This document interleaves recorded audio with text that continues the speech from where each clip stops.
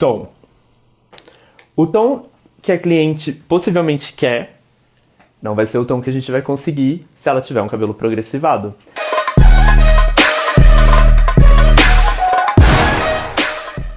Olá, meus amores! Tudo bem com vocês? Hoje eu vou contar pra vocês os 5 principais motivos que me levam a não clarear cabelos com progressiva, selagem, botox, inteligentes e todos os derivados dessa química. Bom, a química é a mesma, basicamente. O que acontece é que a indústria ela sempre formata produtos e reformula produtos na intenção de comercializar algo que, enfim, muitas das vezes nem pode ser comercializado. Não vou entrar muito nesse mérito, mas só o fato do cabelo ter... vou explicar assim, a grosso modo, para que vocês entendam. A progressiva e todas essas químicas aqui, como que elas funcionam? É como se fosse um plástico, um contact que vai encapar o fio. Microscopicamente falando, quando a gente pega um fio de cabelo para analisar, aqui tem as cutículas. E se a gente romper essa fibra aqui no meio, o que a gente vai ter é isso aqui. O formol, aonde ele vai agir? O formol, ou enfim, a base da progressiva, do botox, ele vai fazer um alinhamento em todas essas partes aqui. Então, todas essas partes da cutícula, elas vão ficar alinhadas, o que vai gerar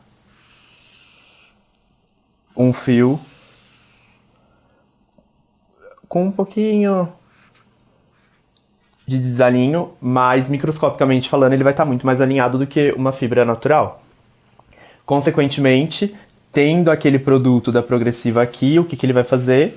Ele vai refletir luz, porque todas as cutículas, né, as escaminhas que tem no cabelo vão estar alinhadas, então o produto ele é como se fosse um plástico, né, como se fosse um contact, a grosso modo falando, que vai encapar esse fio.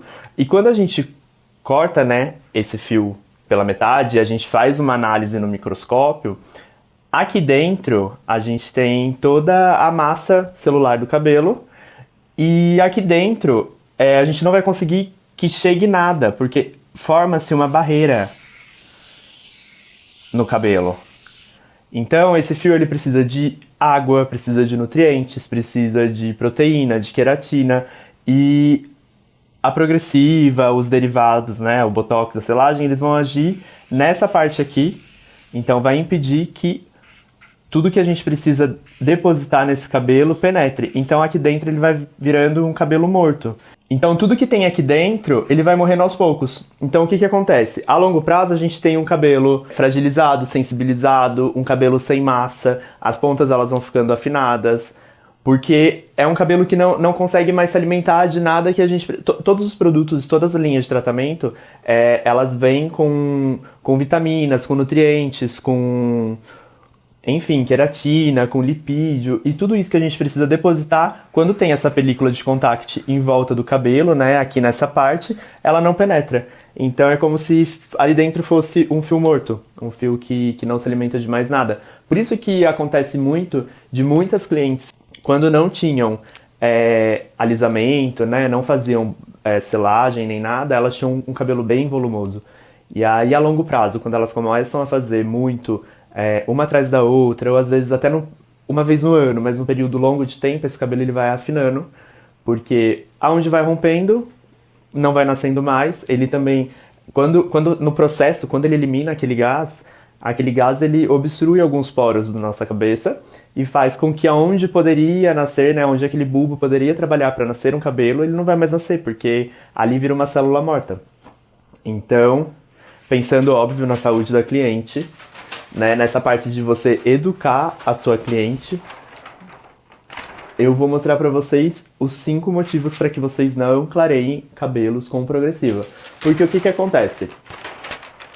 Se ela quer ser só morena, é uma química, não é uma química consideravelmente boa, mas se ela quer fazer, ok, tudo bem, não tem problema nenhum. Mas essas duas químicas elas não são compatíveis, principalmente pensando-se a longo prazo. Então a primeira coisa que a gente tem que pensar nessa cliente é saúde.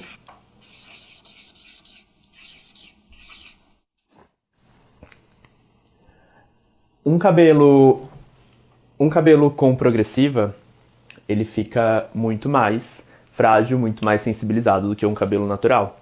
Para fazer um processo de descoloração num cabelo saudável, num cabelo natural, ele já fica sensibilizado. Alguns dos cabelos eles precisam, né, de uma reconstrução para que ele volte à sua forma normal. Então, um cabelo que já tem uma química ali, ele vai ficar com certeza elástico, vai ficar com certeza desnutrido, sem nutriente algum. E são duas químicas que elas trabalham muito na parte hídrica do cabelo. Então, tanto quanto a descoloração quanto a progressiva retiram muito água do cabelo. Então, ao retirar essa água do cabelo, vai ficar um cabelo seco, um cabelo poroso, um cabelo danificado. Então, são duas químicas que elas não são compatíveis.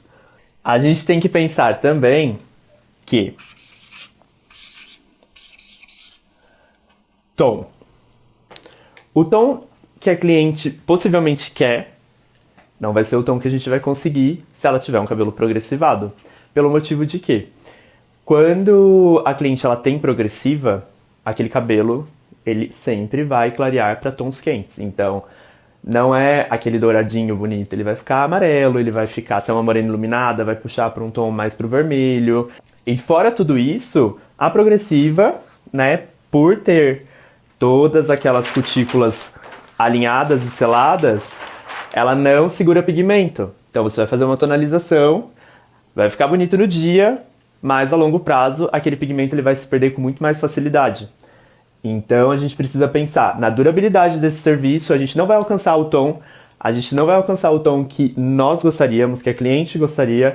O tom não vai ficar fixado nesse cabelo, né? A durabilidade de cor ela vai ser muito menor do que de um cabelo natural. Então você acaba colocando em risco o seu nome também, né? O seu trabalho, porque ela vai sair linda do salão. E aí depois de um tempo, nossa, mas fiz a morena iluminada e não tem, sei lá, nem 2 semanas meu cabelo já tá desbotado. Ou o loiro até ficou bonito, mas depois quando eu fiz a progressiva de novo, alaranjou, ficou amarelado.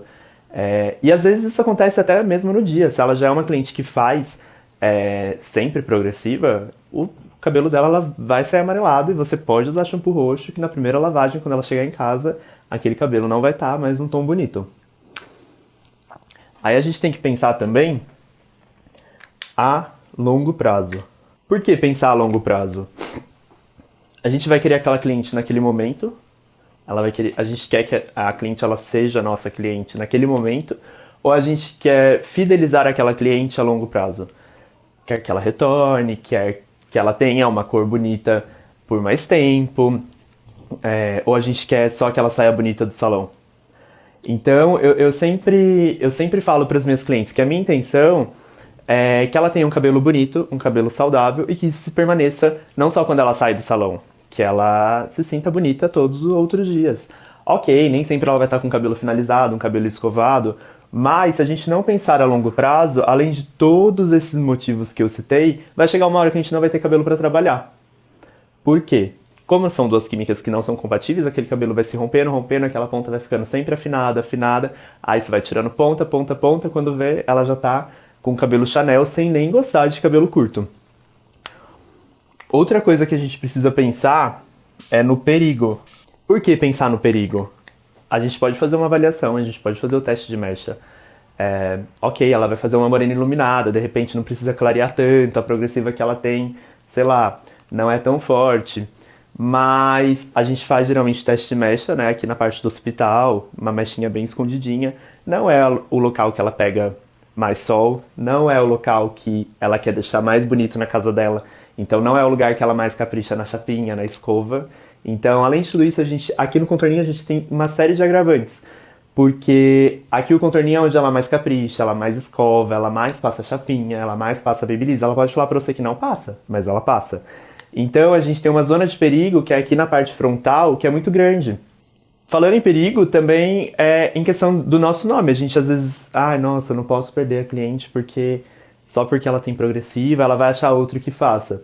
É muito melhor ela achar outro que faça e se derrubar o cabelo dela não ser você, e você ter mais um monte de outras clientes que vão chegar até você por esse mesmo motivo, porque ela vai falar para as amigas dela que, ele não fez o meu cabelo porque eu tenho progressiva. As amigas logo vão pensar, então ele tem cuidado com o cabelo. Então eu vou nele por esse motivo. Então, ao mesmo tempo que você pode perder uma cliente, você pode ganhar muitas outras. E o principal é o resultado. Com toda certeza, um cabelo que tem progressiva, você não vai conseguir o mesmo resultado de um cabelo natural. E aí você me pergunta, mas eu tenho muitas clientes que fazem progressiva, não abrem mão e querem ser loiras. Deixo de fazê-las? Aí vai de você analisar o perfil de trabalho que você quer dar sequência, o perfil de cliente que você quer dar sequência, e uma questão de você educar também as suas clientes. Muitas das vezes, as clientes que fazem progressiva, que fazem selagem, botox, elas nem têm cabelo enrolado. Ou às vezes é um cabelo que, se você educá-las de tipo assim, usar um protetor térmico, tá sempre fazendo atração mecânica, escovando, elas conseguem disciplinar esse cabelo tranquilamente.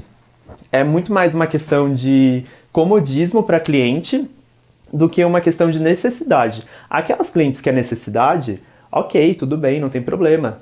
Que ela seja morena, que ela não faça loira, e você educa ela quanto a isso. Se ela quiser fazer no máximo uma morena iluminada, tudo bem. Agora, você pode até fazer um loirão, mas vai chegar uma hora que vai dar bucha e vai sobrar pra você. E a gente leva anos pra construir o nosso nome, a gente leva anos para as pessoas falarem bem da gente, a gente leva anos para as pessoas indicarem o nosso trabalho, indicarem o que a gente faz, indicarem o que a gente constrói.